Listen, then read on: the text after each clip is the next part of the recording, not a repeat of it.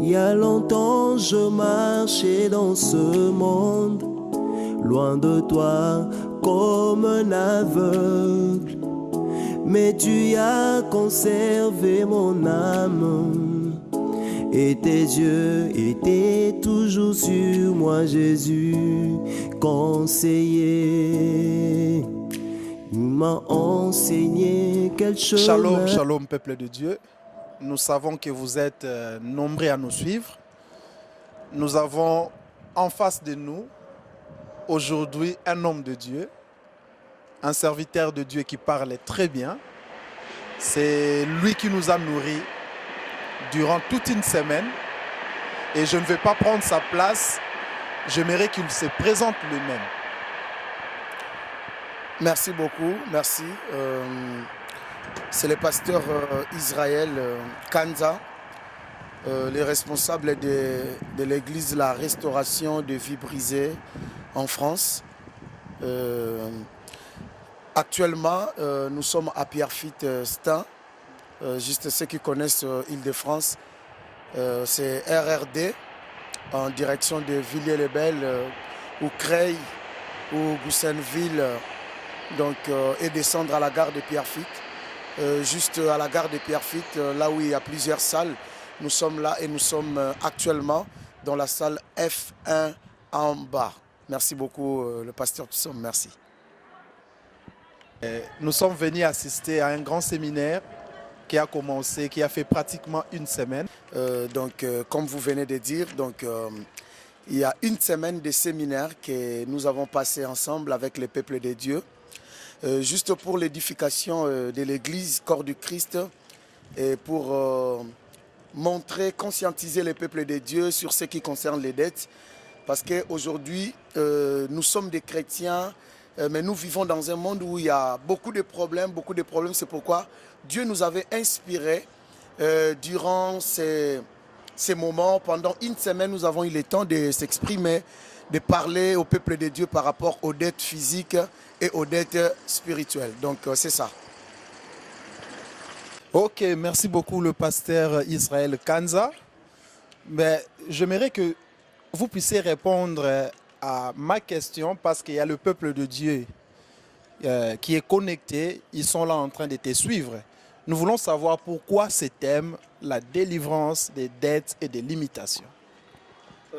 Merci beaucoup, pasteur Psom, parce que j'avais dit tout à l'heure, je viens de dire que nous sommes dans un monde où tout le monde a besoin de quelque chose. Et souvent, nous passons des moments difficiles qui peuvent aussi nous pousser à entrer dans des dettes, à aller emprunter. En réalité, les dettes n'est pas mauvaise. Mais la manière dont nous sommes en train de s'endetter et de payer, c'est ça ce qui est le problème. Et plus je parle de la délivrance des dettes parce que après ça devient un esprit. Il y a des gens qui sont limités et qui ont des esprits, des dettes qui doivent être délivrées de cet esprit. Donc il y a des esprits et il y a aussi quelque part des dettes qui sont naturelles et il y a aussi des dettes qui sont un peu spirituelles. C'est pourquoi nous disons que nous devons parler des dettes et des limitations parce qu'en réalité, les dettes limitent la vie de beaucoup de personnes. Et beaucoup de personnes vivent dans la pauvreté, dans l'esclavagisme parce qu'ils ont beaucoup de dettes. D'ailleurs, nous sommes en France, nous vivons dans un monde où il y a tout le monde entre dans des dettes d'une manière ou d'une autre, dans des banques par-ci, par-là. Et pour acheter d'autres choses, nous sommes obligés de prendre et de payer petit à petit. Tout ça, ce sont des dettes. Et ça limite aussi la vie des gens. Donc c'est un peu ça. C'est un peu ça mon problème. Ok, merci beaucoup, homme de Dieu. Je vous ai suivi durant toute la semaine. Vous avez essayé de parler de dettes spirituelles et de dettes physiques. Est-ce qu'il y a possibilité d'établir un peu cette différence? C'est quoi la dette physique et c'est quoi la dette spirituelle pour que le peuple de Dieu soit édifié? Merci beaucoup. Ceux qui ont eu de la chance de nous suivre peut-être en direct ou par YouTube ou le peuple qui était là dans la salle pour nous suivre. Nous avons dit que la dette, comme tout le monde le connaît, la dette, c'est quelque chose que quelqu'un prend pour rembourser ou pour remplacer.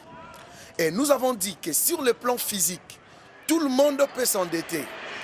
Si j'ai besoin d'argent, je peux aller chez mon frère. Je peux lui dire que, ah mon frère, ces derniers temps je n'ai rien, j'ai envie de prendre quelque chose. Alors, est-ce que tu peux me donner quelque chose? Si tu me donnes quelque chose, tout le monde peut emprunter. Donc, il y a des gens, tu n'as pas de sous, je peux venir chez toi. Je dis que non, mon frère, j'ai un problème, j'ai un souci. Si tu peux me donner 100 €, et après, je vais te rembourser quand ma paye va passer. Donc, c'est différent. Là, c'est une dette qui est physique. Donc, je prends pour rembourser. Je prends pour remplacer. C'est une dette, mais une dette qui reste physique. Et par rapport aux dettes qui est spirituelle, il y a des choses que quelqu'un peut faire d'une manière spirituelle. Exemple, je peux aller chez un féticheur pour lui dire que j'ai besoin d'argent. Et vous me donnez l'argent et moi, je n'ai pas quelque chose à vous rembourser. Ce que je vais vous rembourser, peut-être c'est ma vie, peut-être c'est la vie de mes enfants. Là, ça devient une dette. Je prends peut-être de l'argent chez un féticheur et peut-être moi, je serai riche. Mais cette dette, ce sont mes enfants, ma progéniture, qui va commencer à payer cette dette. Donc, physique, je prends 100 € et je te rembourse. Et spirituel, c'est quelque chose qu'on ne peut pas le voir. Tu me donnes l'argent d'une manière mystique, ma vie future, c'est ça. Une dette qui est spirituelle et une dette qui est physique. Donc, si j'ai bien compris, c'est le génération future qui paye le pot cassé. C'est ça le problème. Donc, le problème est que les générations futures qui payent les pots cassés. Donc, moi, je mange, mais je sais bien que moi, je ne vais pas payer ce que j'ai mangé. Donc, le problème, c'est quoi? Lorsque vous lisez dans Ésaïe, chapitre 39, juste le verset 7 et 8, vous allez voir, Dieu est en train de dire au roi Ézéchias, Dieu lui dit que comme tu es là, tes enfants vont aller dans la captivité. Mais Ézéchias n'a pas regardé la vie de ses enfants. Il a dit, j'aimerais que ces choses arrivent, mais moi dans ma vie, j'aimerais vivre en paix. Donc il n'a pas regardé sa vie. Pour lui, il vit en paix, il vit dans la tranquillité, mais il sacrifie la vie de ses enfants. Donc il n'a pas regardé la vie de ses enfants en fait. Donc le problème c'est ça. Donc quelque chose que tu fais aujourd'hui ou que tes enfants seront des victimes de cela demain. C'est ça le problème. Ok, merci beaucoup homme de Dieu, le pasteur Israël Kanza. Vous avez essayé d'expliciter, d'être un peu clair par rapport aux dettes spirituelles. Nous sommes convaincus que le peuple de Dieu est béni. Mais nous voulons savoir, la Bible dit, il n'y a plus de condamnation pour ceux qui sont en Jésus-Christ. Or, vous parlez de malédiction transgénérationnelle, c'est-à-dire une malédiction qui se transmet de génération en génération. Mais maintenant, nous voulons savoir la personne qui reçoit le Seigneur comme Seigneur et Sauveur est toujours sous cette malédiction ou soit il faut qu'il y ait encore une procédure à suivre après avoir donné sa vie à Jésus-Christ. Merci beaucoup, pasteur.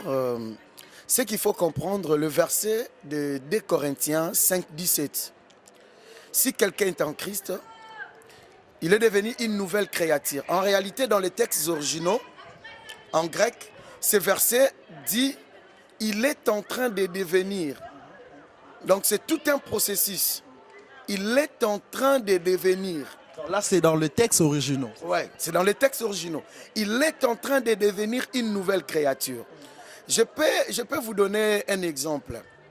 Lazare est sorti, mais la Bible dit ses pieds et ses mains étaient toujours liés. Il fallait que Christ dise déliez-les et laissez-les aller. Dans Luc chapitre 13, à partir du verset 10, la Bible dit qu'il y avait une femme qui était possédée d'un esprit mauvais. La Bible dit Satan la tenait liée pendant 18 ans.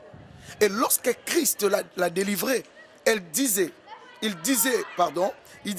cette femme est aussi la fille d'Abraham, que Satan tenait liée depuis 18 ans. Ne fallait-il pas la délivrer? Cette femme venait déjà elle partait déjà dans des synagogues. Donc on peut dire aujourd'hui, était une fidèle. Elle était, on peut dire, dans notre terme aujourd'hui, il y a aussi des gens qui sont des chrétiens, mais ils ont des problèmes. Et la Bible dit qu'elle était liée. Satan la tenait liée depuis 18 ans. Il y a des gens qui prient. Il y a des gens qui sont venus dans le Seigneur. Il y a des gens qui sont comme Lazare. Ils sont sortis, mais curieusement, leur vie sont encore, leurs mains, leurs pieds sont encore liés jusqu'à présent. Le problème, c'est ça. C'est pourquoi la délivrance est très importante dans la vie d'un chrétien. Donc lorsque tu reçois Jésus, gloire à Dieu, tu reçois Jésus, ton nom est écrit dans les livres de vie. Mais il y a encore un autre combat. Maintenant, il faut prendre conscience de ces combats. La Bible dit l'enfant prodigue étant rentré en lui-même, il s'est dit. Mais beaucoup de gens prêchent aujourd'hui, je ne condamne pas leur message et je ne suis pas contre leur message. Beaucoup de gens prêchent aujourd'hui que si quelqu'un est en Christ, il est devenu nouvelle créature. C'est fini. Mais malgré qu'ils prêchent comme ça, dans leurs églises, dans leurs assemblées, il y a des gens qui souffrent. Il y a des gens qui sont liés. Il y a des gens qui ont des problèmes spirituels. Il y a des gens qui, leur vie reste toujours compliquée. Donc, il y a la procédure, la délivrance, c'est tout un processus. Donc, toute une procédure qui est là pour aller à la délivrance. C'est important de parler de la délivrance parce que nous sommes en train de payer des choses que nos ancêtres nous ont laissées, des dettes qu'ils ont contractées et nous, c'est nous qui portons la peine. Comme Lamentation, chapitre 5, verset 7 à 10, la Bible dit que nos pères ont péché, ils ne sont plus, mais ce sont nous qui portons la peine de leurs iniquités. Nos ennemis dominent sur nous, nos femmes sont restées des veuves. Donc il y a tant de choses qui nécessitent la délivrance dans la vie de quelqu'un. C'est pourquoi lorsque nous parlons des dettes, moi je pense que les dettes c'est quelque chose qu'on peut dire normal. Oui, sur le plan physique il y a aussi des solutions. Mais sur des plans spirituels de même, il y a aussi des solutions. Parce que nous ne pouvons pas continuer à payer les dettes que nous n'avons pas utilisées. Parce que sur le plan spirituel, il y a des dettes que nous héritons de nos pères. Donc c'est ça. Ok, merci beaucoup le pasteur Israël Kanza. J'aimerais poser une autre question. C'est par rapport aux conséquences des dettes physiques comme spirituelles. Quelles sont les conséquences néfastes pour ceux qui prennent des dettes physiques comme des dettes spirituelles? Est-ce que vous pouvez expliciter pendant quelques minutes, le peuple de Dieu vous suit, le peuple de Dieu a besoin d'être édifié. Si vous pouvez essayer de nous expliquer les conséquences néfastes de dettes physiques comme spirituelles. Merci l'homme de Dieu. 2 Rois chapitre 4, versets 1 à 7. La Bible nous dit déjà qu'il y a un homme qui était fils de prophète. Il est mort, mais il a laissé des dettes. Et la Bible dit que le créancier est venu pour récupérer ses 2 enfants. Il est mort, il a laissé les dettes.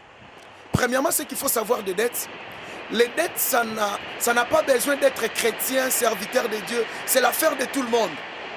Je sais, le problème des dettes, même la France a des dettes. Même la France, même des milliardaires a des dettes. Les Congo n'en parlons même pas. Donc, tout le monde peut entrer dans des dettes, même des pays, même des gens, beaucoup de personnes. Les problèmes des dettes, ce n'est pas seulement les problèmes des païens. Tout le monde. D'ailleurs, Christ n'a pas condamné les dettes.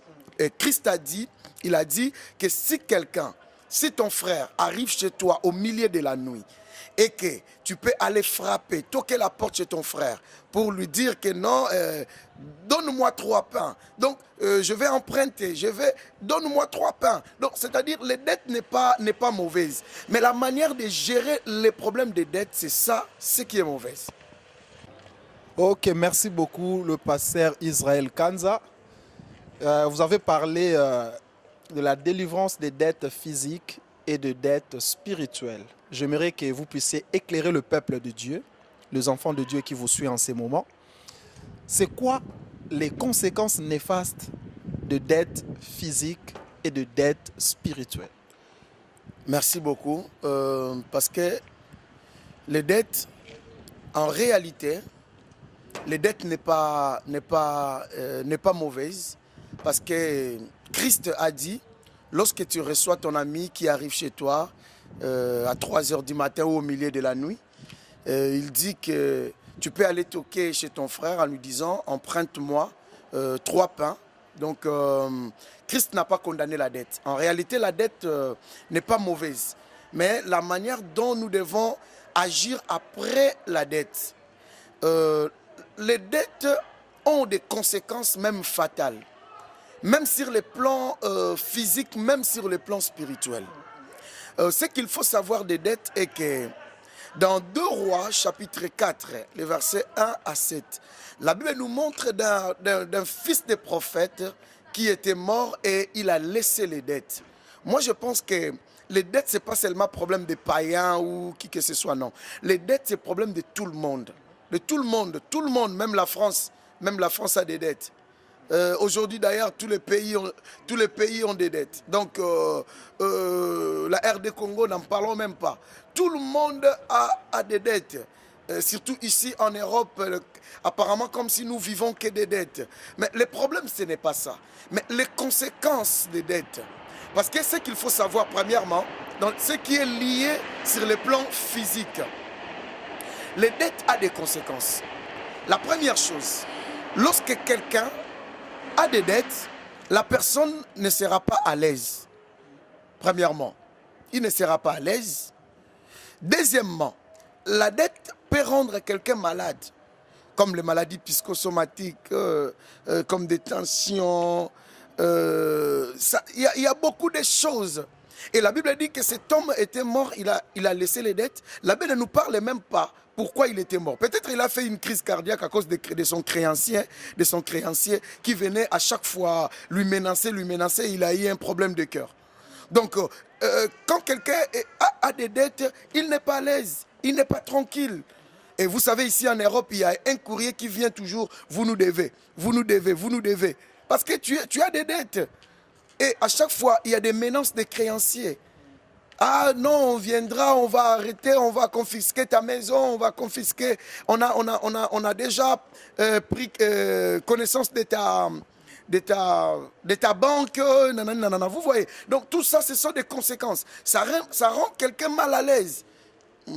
Et la dette rend quelqu'un pauvre sur le plan physique. Je m'étonne aujourd'hui, je vois des gens, il va chercher à prendre un nouveau véhicule, peut-être qui coûte 21 000 euros.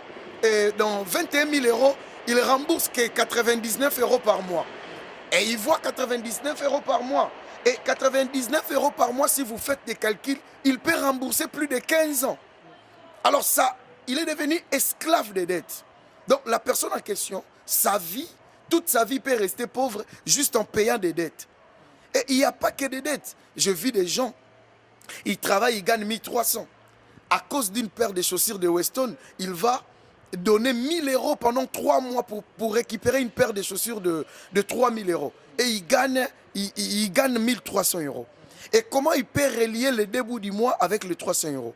Donc là, il est obligé de s'endetter encore pour nourrir sa famille, pour payer son loyer. Donc les dettes ont des conséquences. Donc tu restes l'esclave de ton créancier. Et ça peut te faire souffrir toute ta vie parce que tu as que des dettes. Là seulement sur le plan physique.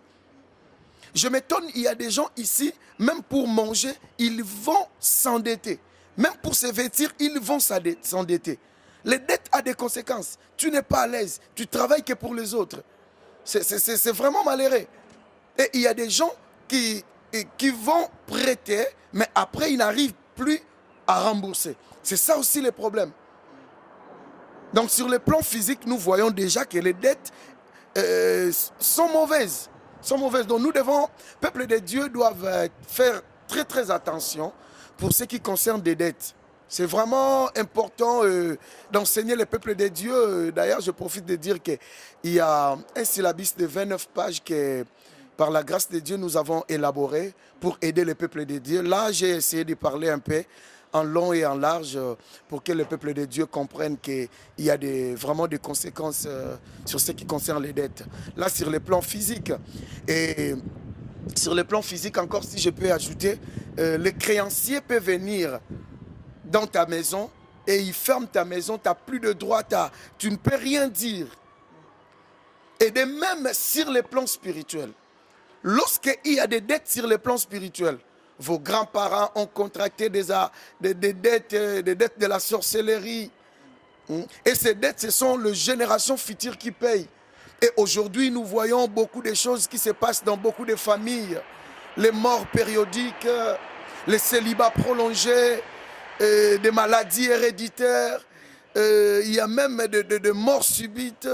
Il y a des violations par-ci, par-là, d'une manière ou d'une autre. Il y a des accidents, il y a des gens qui se pendent. Il y a des morts très compliquées, très bizarres dans des familles. Parce que, en réalité, ces gens sont en train juste de payer les dettes que leurs grands-parents ont contractées avec les esprits, avec les démons des eaux, les démons de la mer. Et ces gens sont en train de payer les dettes. C'est pourquoi dans Lamentation, chapitre 5, verset 7, et la Bible dit, nos pères ont péché, ils ne sont plus. Mais ce sont nous qui portons la peine de leurs iniquités. Merci beaucoup, Pasteur Israël Kanza, pour cet éclaircissement. Vous avez essayé de parler en détail concernant les conséquences incalculables pour ceux qui prennent des dettes. Mais maintenant, nous voulons savoir, en un mot, qu'est-ce que vous pouvez dire à ces peuples, ceux-là qui vont toujours prendre des dettes? Qu'est-ce que vous pouvez leur dire? Quels sont les conseils? Qu'est-ce qu'ils doivent faire pour qu'il y ait la solution? En un mot, si je peux dire au peuple de Dieu, premièrement, je vais conseiller au peuple de Dieu, premièrement, de s'endetter, de prendre, de contracter des dettes dont ils seront capables de rembourser. Donc, n'allez pas prendre quelque chose que tu n'auras pas le pouvoir de rembourser. Ça sera pour ton malheur. Et deuxièmement, ce que je dirais, si tu n'as pas de dettes, c'est mieux de ne pas prendre les dettes. Parce que ça peut influencer ta vie. Voilà cet homme. Il est mort, mais il a laissé les dettes. Et le créancier vient, il vient pour réclamer les enfants. Pour en faire des esclaves. Sont mauvaises. Donc nous devons veiller vraiment pour ce qui concerne les dettes. Et pour ceux qui souffrent spirituellement, qu'est-ce que vous pouvez leur dire? Pour ceux qui souffrent spirituellement, je vais leur dire de chercher un homme de Dieu, de répéter ou de rappeler à l'homme de Dieu ce qu'ils sont en train de vivre dans leur vie, dans leur famille, des réalités spirituelles. Et l'homme de Dieu les conseillera et priera aussi pour eux. Ça sera mieux ce que je vais conseiller au peuple de Dieu. Parce qu'il y a des choses que nous sommes en train de vivre dans ce ministère de délivrance que Dieu nous a donné par sa grâce. Il y a des gens qui souffrent, il y a des gens qui n'ont pas des enfants. Il y a des gens qui vivent dans la pauvreté énorme parce que vous savez, il y a la pauvreté qui est liée à la crise actuelle. Mais il y a aussi la pauvreté qui est liée aux démons et ou aux esprits mauvais. Donc nous devons veiller à cela. La Bible dit, pour comprendre, il faut observer bien ta vie pour comprendre les réalités que tu es en train de traverser. Je peux donner un exemple. La Bible dit que l'enfant prodigue, étant rentré en lui-même, il s'est dit que ça, c'est pas ma vie. Donc, je préfère rentrer chez mon père. Donc, il faut regarder ta vie. Lorsque tu vas regarder ta vie, la délivrance commence. Lorsque tu vas regarder ta vie dans votre famille, il n'y a pas de mariage, il n'y a pas des enfants, il n'y a pas la bénédiction, il n'y a pas la richesse. Vous êtes de pauvres, vous souffrez, il y a des maladies héréditaires. Il y a beaucoup de choses. Il y a beaucoup de choses. Lorsque les deux femmes prostituées et l'autre qui a couché sur son enfant et son enfant était mort, et l'autre là qui disait au roi, lorsque j'ai observé mon enfant, j'ai vu que celui-ci n'était pas mon enfant. Observe bien ta vie, tu comprendras que cette vie n'est pas ta vie. Il y a un problème qui est lié à ta situation. Et c'est ça qui te poussera à chercher un homme de Dieu qui priera et qui déclarera des choses et qui te conduira dans ta délivrance, ça sera mieux. Donc c'est ça ce que je peux dire. Mais, ouais, peuple de Dieu, nous espérons que vous avez été bénis par cette émission. J'espère que l'homme de Dieu était clair et nous espérons vous revoir encore très prochainement. Nous savons que Dieu va nous faire grâce parce que s'il le veut, prochainement, nous allons essayer d'organiser des émissions qui vont aussi vous faire du bien. Que Dieu vous bénisse abondamment.